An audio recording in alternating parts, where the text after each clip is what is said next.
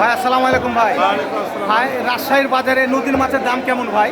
মাছের এখন মোটামুটি কমে দামই আছে, ভালো বাজার ভালো তো বাজার দাম কম।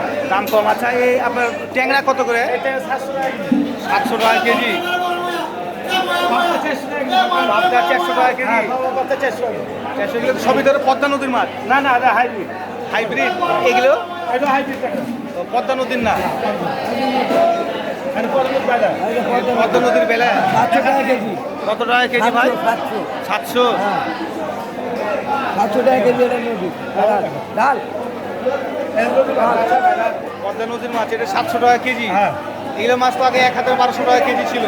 দেখবো 80 টাকা কেজি, 700 টাকা। আর কাচকি কাছি কত করে? 800 টাকা কেজি। 800 টাকা কেজি। আর এটা ফাঁসা মাছ 800 টাকা কেজি।